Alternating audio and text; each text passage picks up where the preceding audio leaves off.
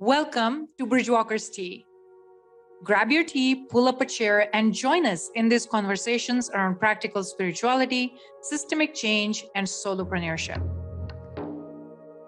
I'm Manasi Kakade, a practical spirituality mentor and speaker for Bridgewalkers. I'm Marcia Bernstein, a house whisperer and lifelong traveler on the wisdom path of Mothership India. A Bridgewalker is an analytical, critical thinker fascinated by spirituality. According to human design, both of us are line 1-3 profiles. What this means is that we investigate and experiment a lot, and we share with others what works and what doesn't, and what is worth struggling for. We would love for you to join the conversation too, so don't hesitate to submit your comments or questions via the form. The link is in the description. If you are enjoying this experience, please take some time to review us and subscribe. That will help us to reach more Bridgewalkers. We hope that these candid, unfiltered conversations bring you new perspectives, spark an inspiration, and give you the confidence to shine in your own unique way of being, called dharma in Sanskrit. Because it's through your dharma that you are going to contribute to building new social systems and structures rooted in love, equality for all souls, and equity for the marginalized. And that's what being a Bridgewalker is all about. Are you ready? Let's begin. Morning, Marcy. Good morning, Manasi. How is it there? We have a winter wonderland. Oh my gosh, it is so beautiful here. Yeah. And do you have a bright sunny day? You must. Sun just came out, just 2-3 minutes ago. I mean, it's that kind of winter sun that's just like, how is this possible in the middle of January or February? I mean, it's just like, it's incredibly intense. It's gorgeous. It is. Yeah. I haven't even seen the sun outside yet because it literally came out 2-3 minutes ago. Yeah. But the snow, there's just so much snow. How much did you get? How much did you get? I don't know exactly, but it was predicted 6 inches to a foot. Oh, yeah. That's about what we got. We are over a foot here, I think, where we are. Over a foot? Oh, yeah. My goodness. Yeah. And it was fun. Last night, the snowplowers came and the neighbor ran his tractor into a ditch and Joel had to help with that. And, I mean, it's always like a good time in the snow. I love the snow. Yeah. I'm a snow fanatic. Really? Yeah. It's so funny because I was just feeling this energy that I'm just getting out of hibernation. It's almost like I had a long, long sleep and I'm just waking up. And part of it could be universal energies. Mars has gone direct. Mercury has gone direct. Today is Ganesh Jayanti. Tomorrow is Vasanta Panchami. So all of it is like almost like forward moving energy and the slight showing of early spring in India because of the festivals. Yeah. But I was just feeling like I had this energetic feeling that I am getting out of the bed and I'm just stretching, right? That's how it felt. And then we get like almost a foot of snow. And I'm like, what? What is this? This was a false beginning. It felt like it. But energetically, I am feeling like I'm in spring. Yeah. No, definitely. And you know what's funny about that? So I've been doing the same thing. And in fact, I don't really think that I quite realized how how much hibernating I was kind of doing. Like I've been feeling like sleeping a lot, which is unusual for me. Mm-hmm. It's like, give me my 8 hours. Oh, gee, I could do a little more. And usually I'm like 6, so right. it's like there's a lot of sleep for me. But then also, Joel, I suddenly realized the other day that my car needed inspecting. That needed to be done in September. And then I scheduled that appointment. Joel went to go take it yesterday. He comes running in because he didn't want to take his new electric car, not as good in the snow. So he comes in, he says, your car isn't even registered, Marcy. And I don't think, since I've started to own cars, I mean, I am so, like, I put everything on a calendar, everything. Yeah. I missed it completely this fall. And then just this morning or last night, I started to go, gee, oh my gosh, my stomach feels like it's doing that spring, I don't want to digest thing. And sure enough, like the sun came out. Yeah, it's just like it just hit me immediately. I think we talked about it last year. What do you mean I don't want to digest? I just like all of a sudden I'm like, my stomach feels sort of heavy I don't feel like I need to eat as much. This happens to Yes. me every spring, and it makes sense Ayurvedically, and it just hit me yesterday, you know? Yeah. So I have been feeling like I want to eat salads again. I Yeah, wasn't exactly. eating salads like almost at all in winter. Yeah. And yesterday we were watching, not yesterday, but like 2, 3 days ago, we were watching this Turkish cooking channel. And Uh, this woman, she's amazing cook. Rishi watches the channel. So I was just looking at, and she was making these wonderful vegetable dishes. Some of them were like grilled bell peppers type of stuff. And mhm. some of it was just like salads or like Yeah. straight up olives. And I was like, Rishi, we need to get into Turkish cooking, right? So we like it. We do it a lot more in summer than right now. So Yeah. yesterday, Rishi cranked up like toom, which is a garlic and oil, I guess, sauce. What I don't know what you call it, but it's called toom, and skoog, which is like cilantro chutney type of stuff, and hummus. He made hummus, Yeah. and today we are going to make like pita pockets, almost pita pockets with Rishi's eating lamb with it, right? Mhm. So I'm like, what do I want to eat in it? And I felt salad. Yeah. I felt like I want to just cut up lettuce, tomatoes, onions, and just put all of that in there. Maybe a little bit of like French fries, like grilled French fries, Uh-huh. and just have all these sauces and eat something fresh.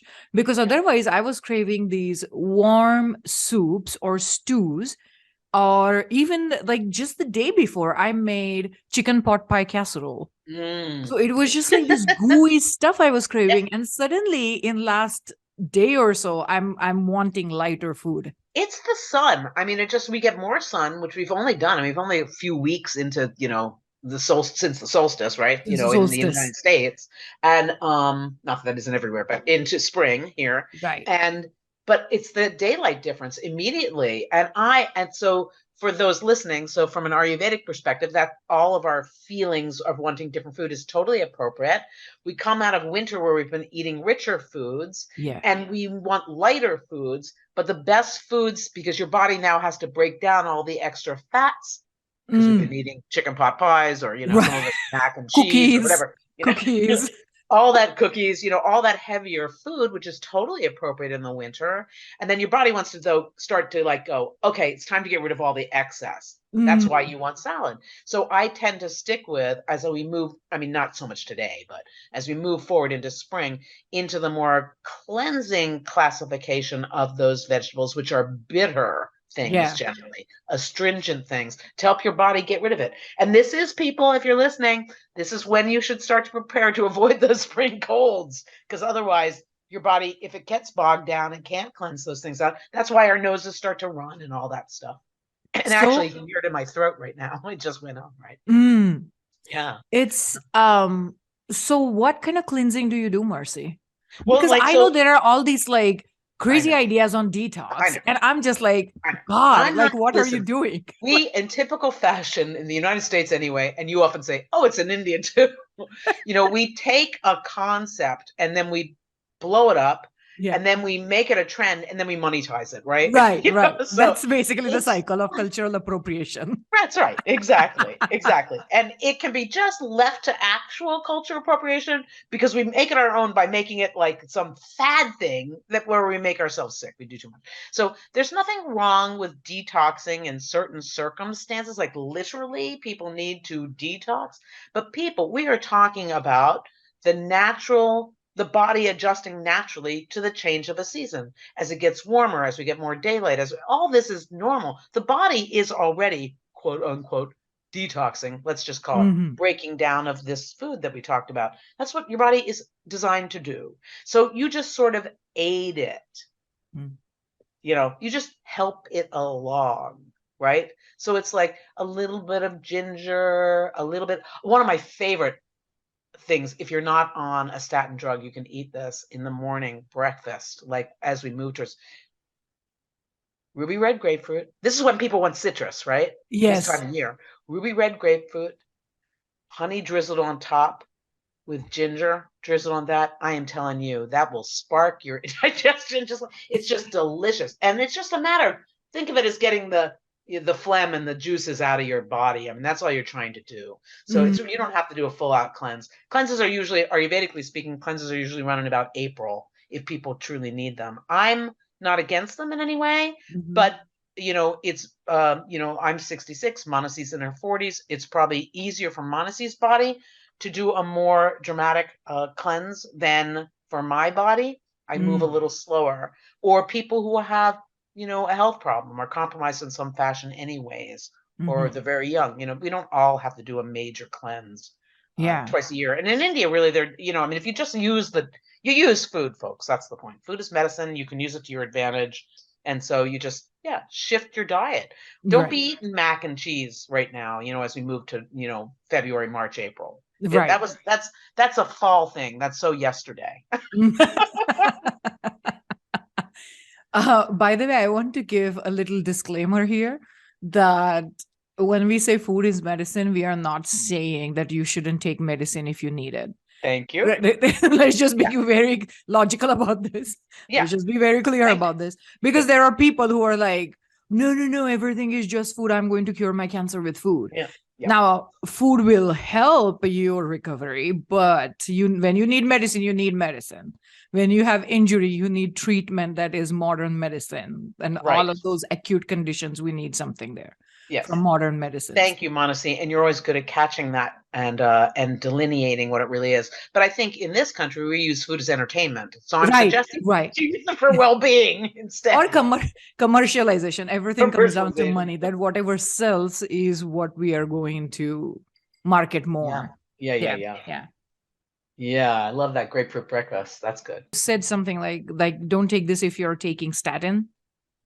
Oh, because I don't know really the mechanism behind that. Yeah. And I am on statins. My whole family actually has a cholesterol, although no negative histories of any health issues with it. But anyway, so I just know this. It always says on the bottle when you get it, you don't be eating grapefruit. It doesn't say oranges or lemons or anything like that. It's just grapefruit particularly interacts with the efficacy of a statin drug. Oh, okay. Okay. And I don't know the mechanics of it completely. Right. So I don't want to make it up here. Yeah. Right. And of course, we are not giving any type of medical advice here. No. Just emphasizing that you did say that part. So just calling attention to that in case somebody just quickly. Yes, that's important to know. Yeah, don't be doing the grapefruit thing if you got that. Right. But I do think, but one thing I'd love to see people consider more in this country is seasonal eating. And so, there's different food available in the summer and winter. Right. And stick to that and you'll be perfectly fine. You'll move through spring beautifully. I earlier wasn't as tuned into my body. And now I understand it more. I understand my emotions more. I can label my emotions more. And same way, I can also pinpoint what it is that I feel like eating. Yeah. And earlier it was just like, oh, eat salads, they're healthy. But there were moments when I wanted something warm, I wanted something cooked, and I understood it from Ayurvedic perspective. So I never really fought it as much as I fought with the emotions of the systemic programming of oh, you shouldn't be this emotional, that type of thing. But with more healing I get, the more I'm tuned into actually listening to my body to understand what she needs. When I wasn't feeling like I needed to exercise, I wasn't blindly pushing myself to exercise. I was actually all winter, like you said, a lot of it was just sleeping, a lot more sleep than usual. I was literally taking naps in the afternoon, which hardly ever happens. So I needed that sleep. And I was just if my body needs it, then I'm just going to take it. I understand part of it is privilege. The schedule allows it. Right. So I do understand part of it is just privilege. But now that I am able to do it, because I couldn't do it when I was working full time, but now I am in my business, I can change my hours. I have more flexibility there. Yeah. And I do that. And I understand that body craves different things based on different seasons. Yeah, and it really does. Right. And when Ayurveda, so in India, you get these calendars. It's called Kalanirnay. It's a famous brand of calendars. And what they have is on the front, they have this month with dates and festivals and all like moon phases and everything. And on the back, they have these articles. So in that articles, usually one of the articles was, what are you going to eat this month? That type of article. And every time I would read it, I wouldn't understand, because I would feel like, oh, but why would you especially eat sesame seeds in January? Or why would you eat millet in January? And I wouldn't remember that, or I wouldn't understand that as much to remember it. So, but the concept was stuck in my head somewhere that there is such a thing, that there could be food that you can combine with the weather. Or like the seasons. So now that I'm tuned in my body, I actually find that I actually crave what they recommend you should eat.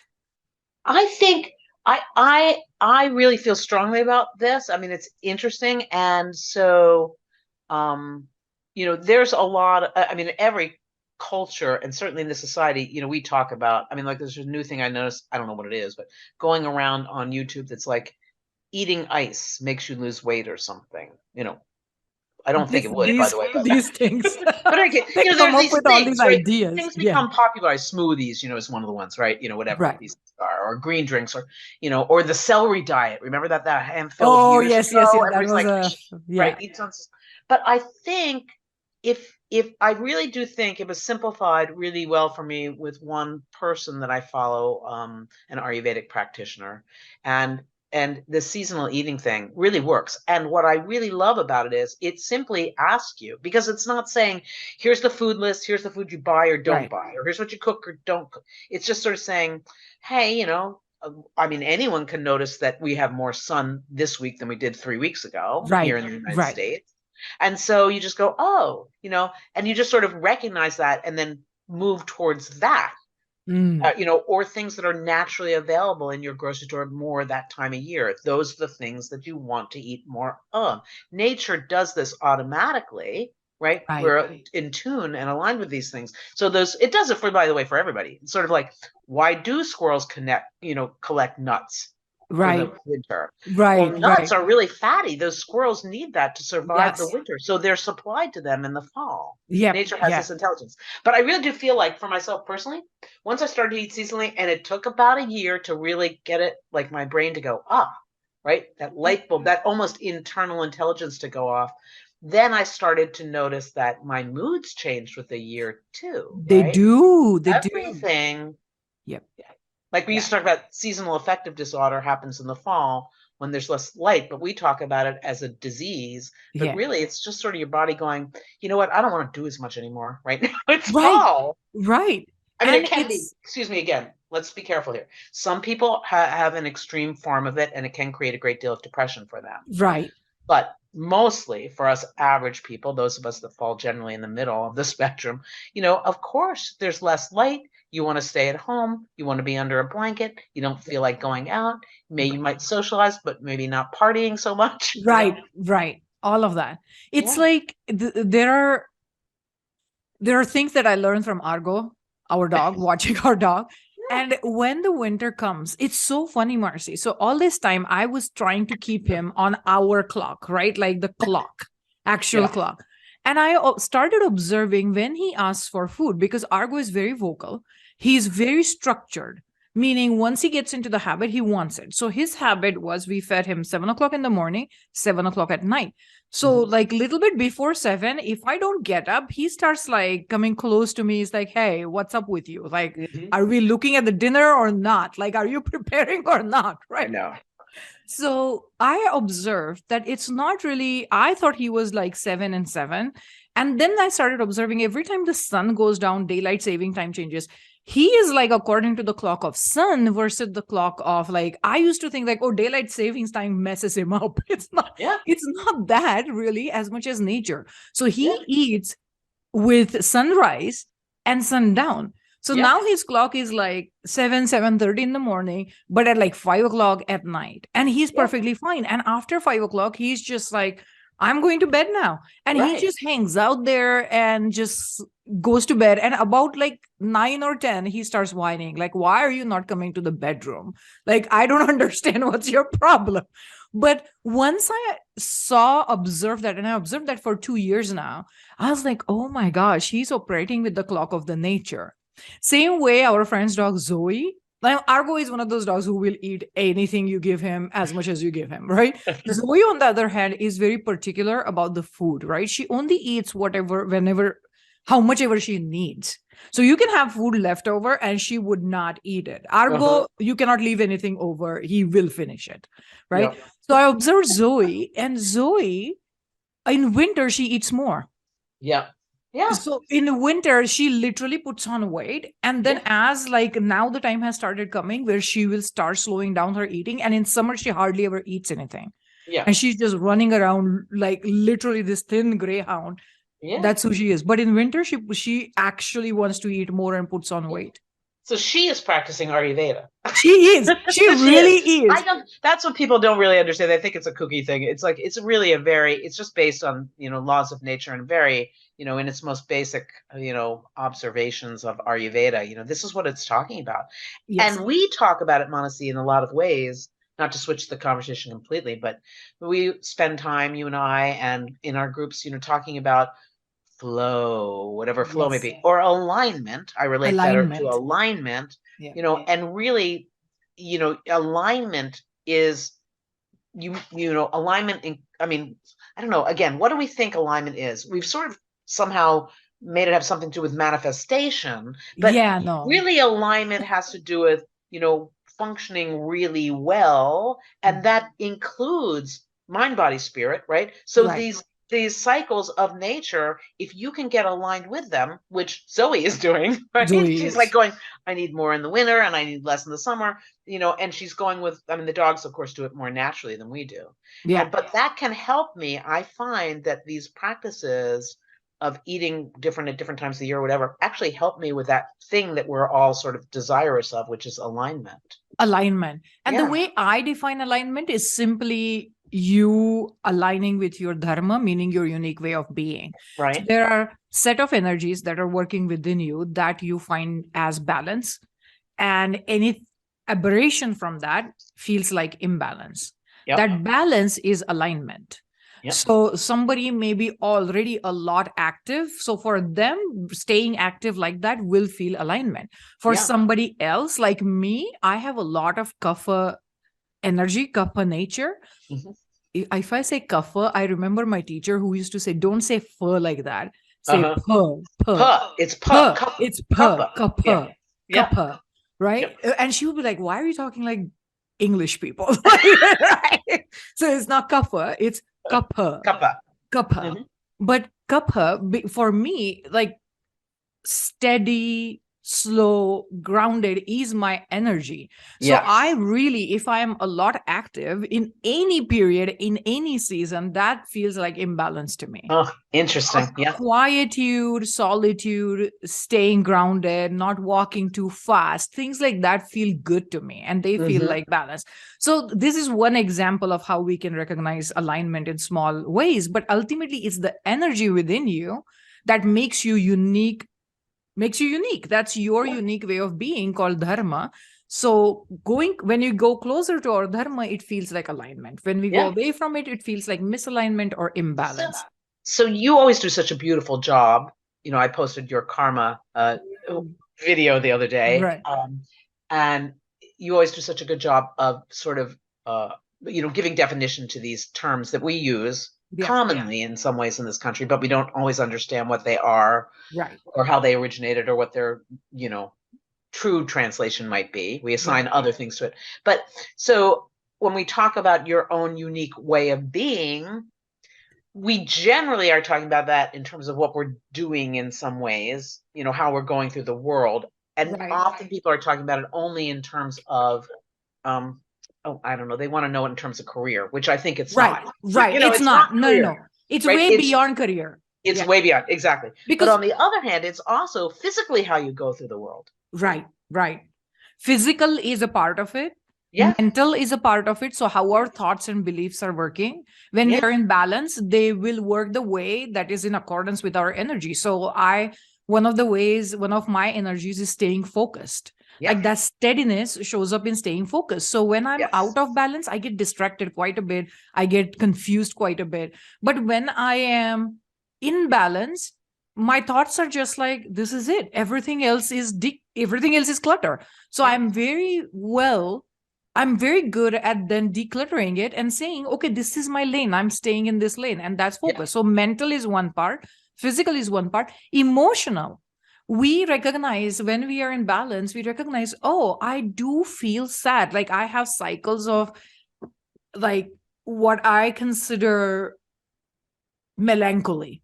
Like it feels really like pressure of the world gets to me. Right. Yeah. But when I am in balance, I understand that has a purpose to it. Yeah. Like I'm not like, of course, Manipur Chakra teaches us that we are not running away from any emotions. All emotions are gems. Right. So that first we have to understand. But once we understand that, we can then choose which emotions we want to feel to a certain extent. But when we cannot choose it, we recognize sometimes it's part of just the cycle.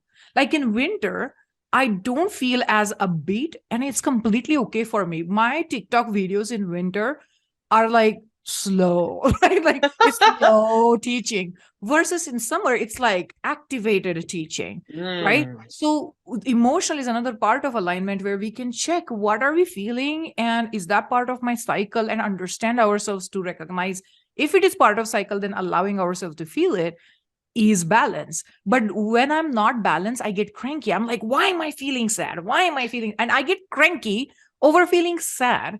And that to me is a sign of imbalance then. Right. But you notice the sign. I mean, I notice the sign. I think the Manipur, right? I am being just, right? I'm being a bear today. Well, what does that mean? So instead of just going, so-and-so put me in a bad mood, or such and such happened that put me in a bad mood, I'm like, I now ask, why do I feel bad today? I mean, is it truly something, and maybe that's okay. Maybe I should just stop fighting the fact that the computer, is technology, is the spinning sign is on and nothing will load properly, and just go have a cup of tea for, I mean, what is it? 10 minutes, really? Exactly. Back off. Exactly. Right? Yeah. And then I do find that the practice, when I allow myself it's latitude, to be who I am, right? Right. And respond in, right or wrong, to pay attention to how I'm responding to things, then I feel more relaxed, more comfortable, happier, more able to have clarity in my mind, more able to make better decisions, right? It all goes together. That makes complete sense. Like I feel better or more in alignment, whether it's melancholy or whatever, like whatever your cycle is, whatever your pattern is. So emotional alignment, mental alignment, yes, that looks like clarity. That looks like focus. That looks like I know where I'm going. And that doesn't mean that if you're experiencing confusion, it doesn't have its place, right? Initially, when we are, not just initially, but in any phase, when we are still figuring out who I am being, there's bound to be confusion there. And that's completely okay. But there's going to be some clarity as to where you're going. This is the action I want to take. What happens with us is quite often we ignore that clarity and we focus on that confusion, especially in business. We focus on like, oh, I don't know my ideal client. I don't know this. And then whereas our clarity might be something as simple as, hey, guess what? Record a podcast today. That's good enough. Yeah. And then we just have to take that action. And that action then becomes healing action, which is what karma is. Karma is your action, choices, decisions. Yeah. Which, by the way, we will include the video on karma below. It's a great video. Yes. Yeah. In case somebody has missed it. And I had also done a video on 4 layers of healing, which is basically what we're talking about. It's 4 layers of alignment, 4 layers of understanding misalignment, which is physical, emotional, mental, and then last one is energetic. Beautiful. And energetic are these senses. Like we get these senses inside, that inner knowing that tells me, like right now, I was feeling like, oh, I need to start my yoga again. Or I need to eat salads again, like part of the energy. Or sometimes energy can show up in a variety of ways, but that energetic layer also can show you misalignment. But quite often it's much easier to detect misalignment in the other 3 layers. But as you get more and more in tune with your dharma, it also becomes easier to detect energetic misalignment and then understand, oh, that's why it is showing up in my body like this, in my emotions like this, in my mental layer like I this. have not seen that video of the Mm. 4, right? But Mm-hmm. I will watch that. I'm so glad that you do that, because I think one of the things that we do in our headlong rush in some ways to be better in the Right. United States, we take these concepts, I mean, not just from your country, but I mean in general, just health and well-being in the United States. Yes. We'll take it and we'll go, okay, we need to be more efficient, right? Right. And we'll separate out sort of mental well-being from physical well-being, from whatever. And Right. so and some people, as you say, some people have more of a tendency, I mean, I Right. love a good routine and an organizational system, but Right. so I will make up rules for myself, like, okay, well, you should work less. Well, I'm not going to work 8 hours a day anymore. I'm going to work 4. So then I get really depressed when I only want to work 3, or when I want to work 6. You know what I mean? Right. It's like the Right. rules do flex and change, Right. and they should. It's better to pay attention to how you feel and when you're most productive than to force yourself into a productivity box. And so Absolutely. I think we really do tend to separate those things out here. And in some ways, we separate out energy, right? Energetic healing, Right. as though it exists separately from the other Other layers. three. Right. Right. It really doesn't. And it doesn't, and it all goes together. And Yes. that's why I especially emphasized when you said that do take medicines too, because Yes. that is going to help heal your body. Now, the food itself can heal emotions, it can heal body, it can heal energy, all of that. But sometimes you're just going to need drugs. And by drugs, I mean medicine. Or chocolate. Medicine, huh?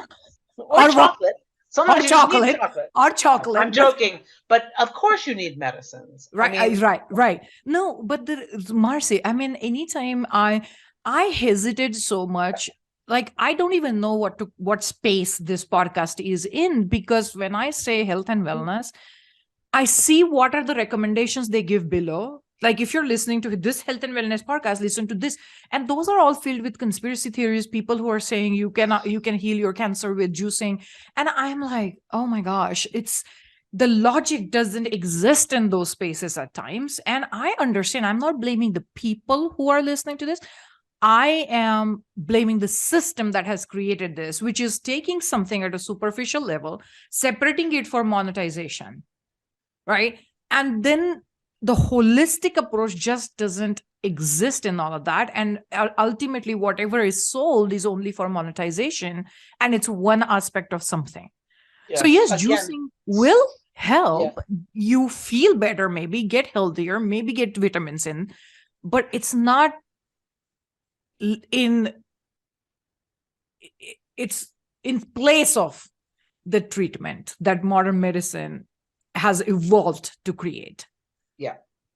Right. I'm so glad, and it's very funny, Manasi, that this conversation should come round to this today, because I'm going through yet another layer of, and I want to say this with respect to all the people, the healers out there, Mm-hmm. the, energetic healers, spiritual healers. I mean, it is real. It is an important aspect. But I do see this spiritual bypassing thing occurring Yes. to such a great extent. And I think, again, I'm going to assume the best. I think people really want to do well by this, but they take a piece of it out, and then suddenly you're like, I don't even know how to address it. It makes me very sad that people present things only in a spiritual light sometimes. Right. Like because it is just so short-sighted. This, It for is. lack of a better term, right? Yeah. And it can be dangerous. And people then often position in themselves as experts in the field. And maybe they are, maybe they have been doing it for a long time and researching it. It's our responsibility as consumers to find the folks with integrity. Do your research first. Some of it is not that way. It may even be well-meaning people going, I just realized I'm a intuitive healer last year, or I'm a shaman, or all right. Right. And I just don't even know why I'm still, so I get re-stumped over it all the time, because it is such important work, and yet I feel like we're diminishing it by presenting. Exactly. Yeah. We are giving it a bad rap. Oh, Like you one of really the are? reasons my family is atheist is Yeah, because they're just like, this is all mess. yeah, It has created something harmful. So yeah, they are not like even willing to look at the baby in the bathwater, yeah, yeah. right? They're just like, I don't need a baby. I don't need a bathwater. Throw everything away. Karma yoga is the thing, like Yeah, literally. yeah, But that is also one of the ways of connecting with God, right? Karma yeah, yoga is a of thing, course. like unition Yeah, of body, mind, and spirit through karma, meaning your yeah, decisions, choices, and actions. It makes yeah. complete sense. But one of the reasons they are not even attracted to any other type of yoga, and by yoga, I mean Raja Yoga, meaning meditation, Jnana Yoga, meaning knowledge, and Jnana Bhakti Yoga, meaning devotion. So that's where that spiritual industry is, that usually it's Bhakti Yoga and Yeah. some part of Raja Yoga, but then there are guided meditations who are like, oh, just manifest this and that's good enough. And so it's not even getting into that deep. By the way, when I say yoga here, yoga means unition of body, mind, and spirit. And there are four major paths of experiencing unition of body, mind, and spirit. And that is Raja Yoga, which is meditation.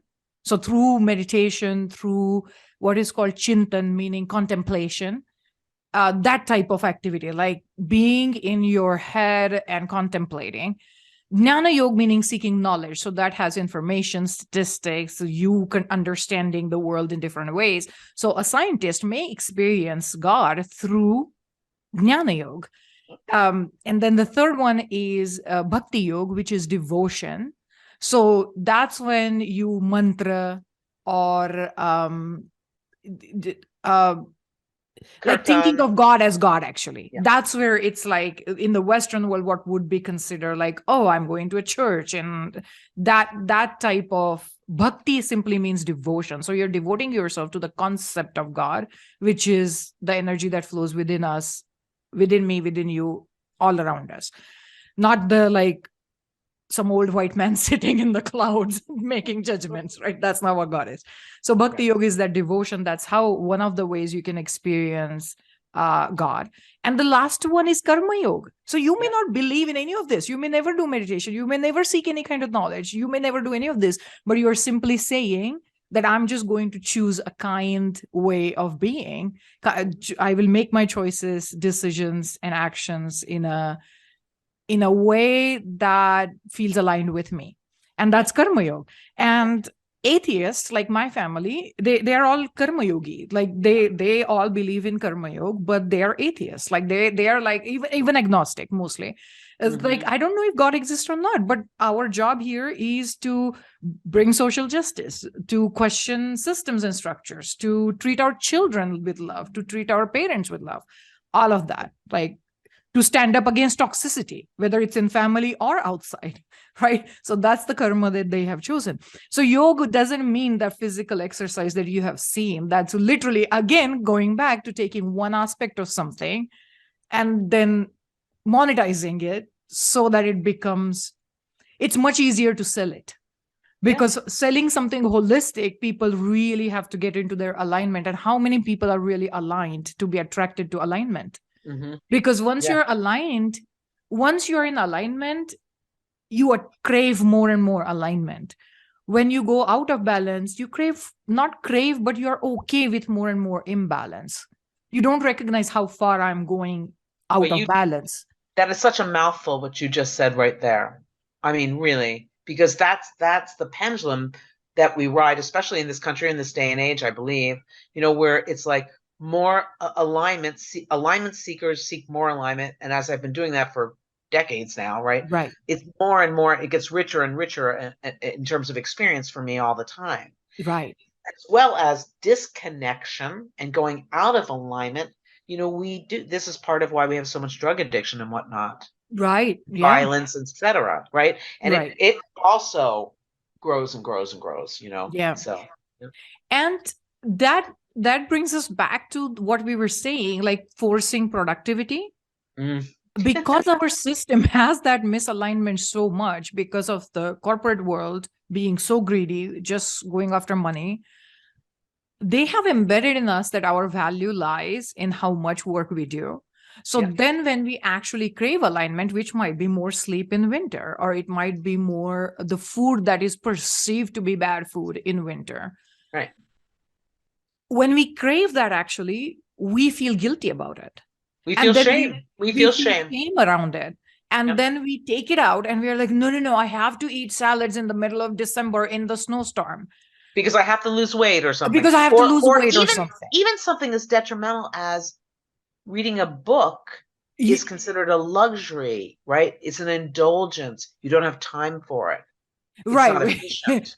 Right. So we don't have time to slow down because somebody has put in our head or created also, and some of it is true, is created systems.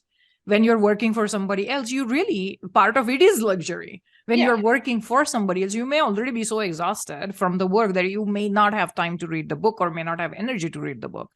But our collective should not treat reading a book, eating a cookie, sleeping as a luxury. As a human collective, we shouldn't treat it like that. And that's where entrepreneurs do have a lot of freedom and privilege that we need to recognize, that even in entrepreneurship, if we continue making these cycles just for the sake of earning $1 million, what are we doing really? Well, nothing. Right? Nothing. We're not moving forward. We are going out of alignment. Because we're going out of alignment. We get cycles where like, oh, everybody is buying around Black Friday, so let's launch more and more stuff around Black Friday. So again, it's like the fall is asking you to declutter, slow down, but we are launching products on Black Friday. Now, there is nothing wrong if that's what you feel in a moment, but there is nothing wrong if you don't feel that either. Don't force yourself to do it. And that, as an entrepreneur, I really had to learn this lesson to honor my inner alignment over anything else that is external. I believe that. I think we can see it in action all the time. Like one of this problem with, since you mentioned Black Friday, we do have seasons where, it's better to buy a computer or it's, whatever. Okay, I get that from a consumer point of view, from the corporate point of view. And after all, we're not maligning all corporations or anything here. We're just saying that it's gotten too out of control. Too out of control. Yeah. Too out of control. It sucked the life out of shopping. It used to be fun to buy yourself something. It's like a laborious task, even though it's accessible to you on Amazon quickly or something, right? Right. We've done away with the store. We've done away with touching and feeling the fabric. We've done away with the joy of it. Yeah. Then at the end, 5 pop-ups because you got to get the best coupon to get the best deal. People and yet we're trying to create a society where people are buying more. Right. That's exactly. And I'm feeling, I don't know about you, Manasi, but I'm feeling like I want to buy less. Absolutely. Like one of my biggest issues right now is I want to buy less, but what I have isn't fulfilling me. Yeah. Because what I have, every single piece I have is fulfilling me, but I don't have a lot. Mm-hmm. Like you would see me wearing same clothes again and again, and there is nothing wrong with it. I actually am a proponent of that. Yeah. But I'm like craving like a new piece, like something new. And I'm not finding it because everything that I find is made in a way that feels misaligned with me. It feels like it doesn't match my values of sustainability. It doesn't care about environment. Mm-hmm. It doesn't care about it. It's just consumerism. Yeah. So I'm literally like looking forward to my mother visiting me this summer. And I'm like, Mom, stitch me something. Because when I was telling her, she stitched me a skirt, Marcy. She was just like, I just had this day and I thought you were into skirts these days. Like I don't have a single skirt right now, but I'm feeling, well, I have Indian skirts that are like long lehenga, what we call lehenga. So long skirts. I have those as traditional attire, but I was like, Mom, I like this so much. I really want to wear more skirts, right? So my mom one day, she was just like, oh, Dad wasn't at home. I was just doing nothing. So I decided to stitch you a skirt. And the next day, a photo comes in and she's like, look what I stitched you. She stitched me this beautiful skirt. I cannot wait for her to get here. And we are like, let's go some fabric shopping and stitch me something, Mom. I used to love to, there was this fabric store. I lived in San Francisco or in the Bay Area for 16 years. And there was a fabric store and I sewed a lot in those days. Yeah. Back when people were not just DIYing on the weekend. Right. Right. It was 5 stories of fabric. Like oh my God. plaids would take up one. floor, and the silks would take up one floor. And I mean, it was textile heaven. That, it was just fantastic. where was this, Marcy? This was in downtown San Francisco. Oh my goodness. Oh, That is heaven for me too. Oh I my love fabric. gosh. I would go in there just to touch and feel the stuff, and look at the bargain bin. Look at the bargain. But I mean, I like that. Really incredible. And it was like a trip around the world also, because there'd be different fabrics from different countries and whatnot. I mean, it's really gorgeous. It's really beautiful. And aesthetic. I mean, just amazing for your senses. Right. Just wonderful. Yeah. Anyway, so glad your mom's still sewing. That's wonderful. Yeah, she is. So I remember when we were children and we were probably struggling with money that we never understood as much, but I kind of figured it out. She would sew curtains, or she would sew like little things with like different things. And then in India, there is another tradition that it's probably dying now, but there are people that come in your neighborhood and they shout loudly that they are in the neighborhood. What they're doing is they come with these pots and pans, and they take your old clothes, and in exchange they give you a pot or pan. And then they do something with those old clothes. So old sari, they can stitch that into maybe a curtain, or maybe like a I don't know, a pillowcase or something. Mm-hmm. So there was this way of reusing the material. Yeah. So my mother, sometimes she would get all inspired and she's like, okay, I want to turn this sari into a dress for you. And we would get that stitch. So I remember all this. And now for my mother, it's more of a hobby. Yeah. So now she is like, she almost misses at times. She's like, I want to stitch more. So then she picks up these projects and she does it. So when she comes here, I'm literally buying her a sewing machine. So when she comes here, she would have all these things to work with and give me some of those. But really enjoy her hobby, because she's one of those people who has some ideas that her value is in the work that she does. Mm-hmm. So I want her to just experience, Mom, it's okay to just relax and just have fun. And now is your time, Mom. Like, if not now, when? Like, when? So just do it.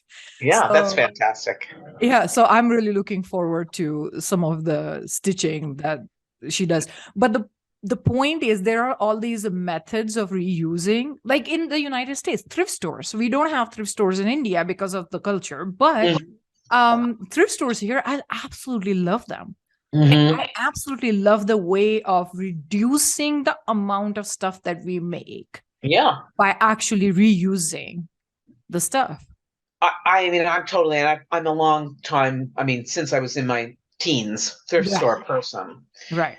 I'm finding problems now with thrift stores because the quality of merchandise has gone down to such a degree that, my husband says this too, T-shirts that we've got that's 20 years old, but still the quality of the cotton is good. And now it's see-through and they tear after a year or so. Yes. And so nothing is going in. We're doing this fast fashion thing and things are not getting into the thrift stores, or what's in there is really so worn. It's really sad, I think. I don't know. I'm hoping that somehow quality, will come back into favor. I'm sure it's associated with economics and everything else, lower thread counts, et cetera, stuff. Right. But I think as more and more people continue aligning with themselves, we will also recognize that we don't need as much stuff to be happy. Stuff is never going to make us happy. No. And we will be okay. More and more people will be okay not owning stuff just to show it off. Mm-hmm. Right? Because that's also an imbalance. Like, just own stuff so that you can show it off, or like go for shopping so that when you're feeling empty inside, you can try to fill up that void with something else. Like, all these tendencies, I think, will eventually go down because more and more people will choose alignment.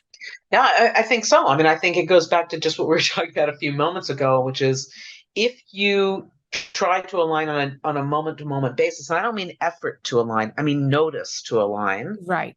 I feel like eating something today. I feel like taking off work today. I feel like sitting down right now. If you That's just what a practice is, just responding to those things. Right. And stay conscious. Oh, I sat down and I actually went back to work and now I feel better and more clear-minded. As more people, that creates alignment.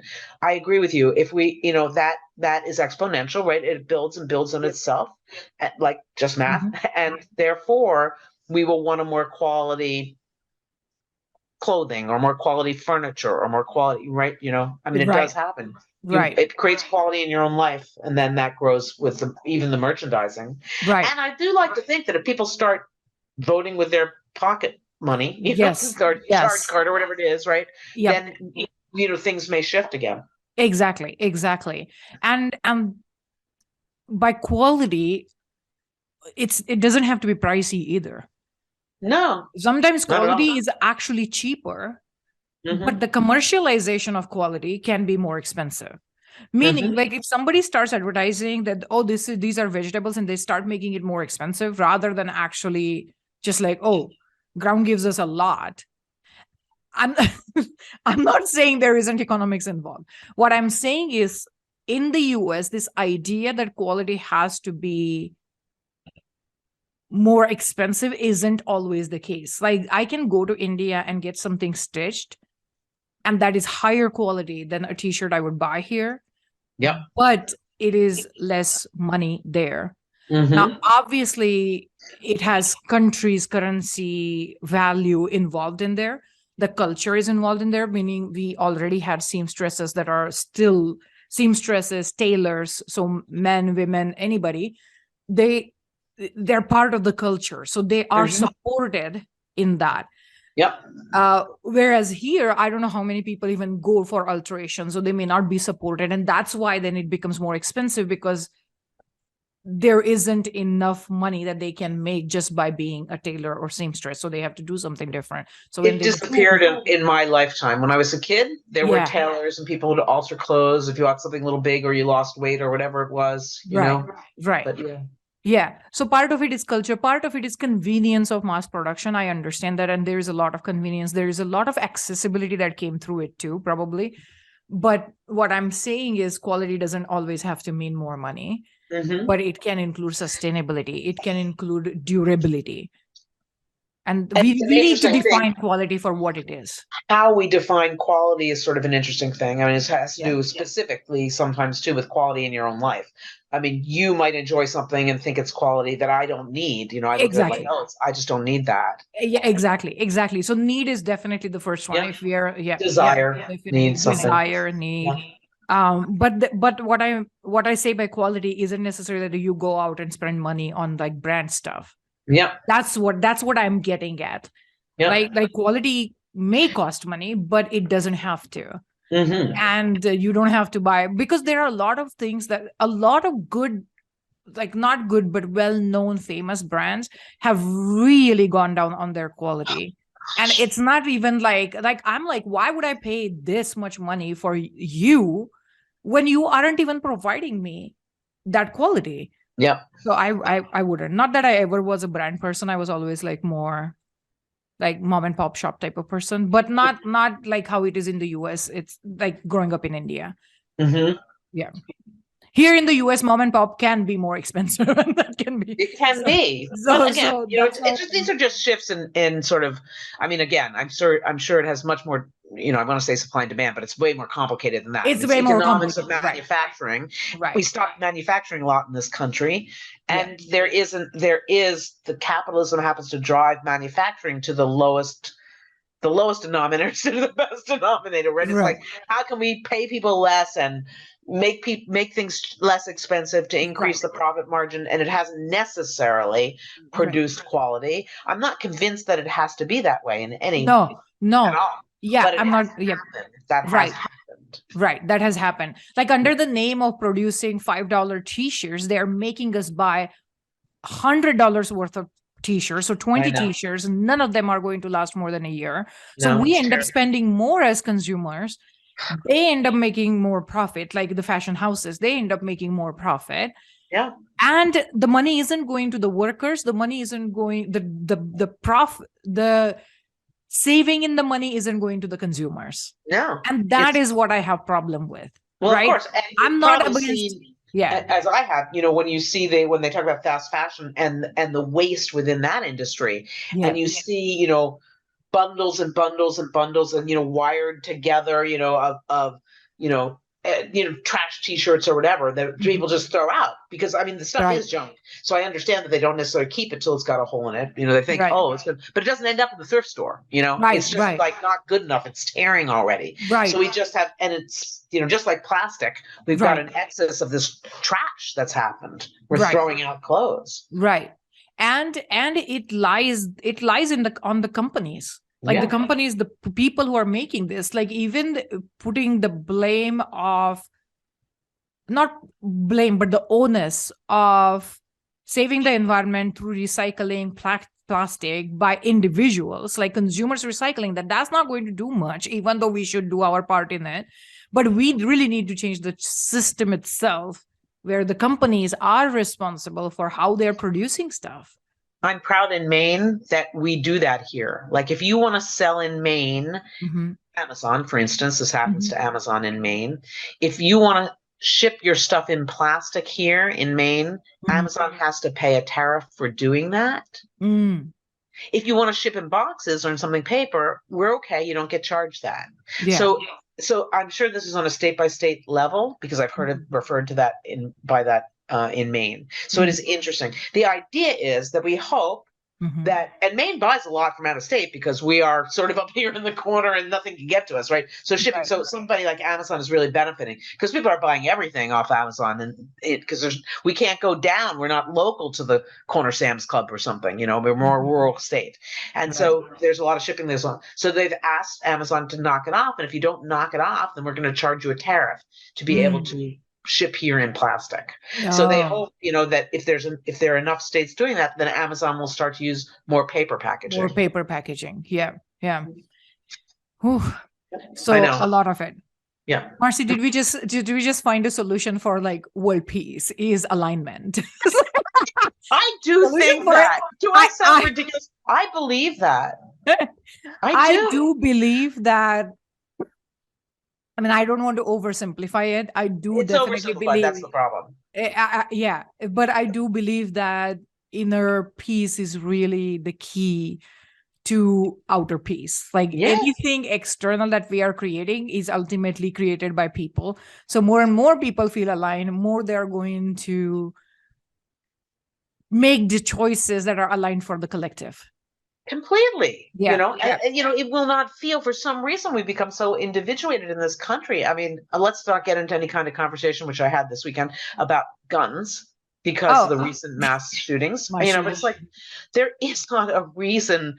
I mean, I'm okay. You guys will need a gun for whatever reason. We don't need assault weapons. Why have we've bought into something that we just don't, individual folks do not need that. And those military rifles type of thing, why would an individual need that? Nobody, I don't know. No one's ever told me a reason for it. Well, the reason is because we have the right to buy any gun we want. Right. It's a constitutional thing, and therefore I'm going to go buy one. I'm like, that's misalignment to me. Yep. Right. And so I think if you, in true, what did you say? What's it called? Internal alignment creates external alignment. Yeah. Because I think that's a symptom of external alignment. External misalignment. But so people, this is what our conversation has come down to. Internal alignment is going to be the solution to everything if we oversimplify it. Of course, we have systemic issues, but ultimately it comes down to individuals making the right choices by keeping the collective in mind, and the collective creating right systems through each individual's participation, collective creating right systems and maintaining and improving on those systems so that each individual can feel aligned in those systems. So it's all together, it works together, but the choice that is in our hands is our own choices, our own decisions, our own actions, which is called karma, and that's our free will. So guess what? We can choose alignment, and I encourage you to choose alignment. And Honestly, I also want to thank you, because if you are listening to this podcast, most likely you are already aware of it. You are already choosing it. It's not always easy to choose it, but you are aware of it. And that's important. So thank you for being a bridge walker. Thank you for being an audience for our podcast, for our musings. We look forward to seeing you or connecting with you in the next podcast. By the way, please review us, rate us, whatever you are experiencing by listening to this podcast. I do often get private messages from you or emails that, hey, I enjoyed this episode. It was really good. But I want other people to find us too. So please rate us, review us. And that's literally how the algorithm works right now. So we will really appreciate if you can, wherever you're listening to this podcast, just rate us. But in addition, review us, meaning add maybe a 1 or 2 liner as to why you like this podcast. And we would really appreciate you giving it that time and energy. Thank you, everybody.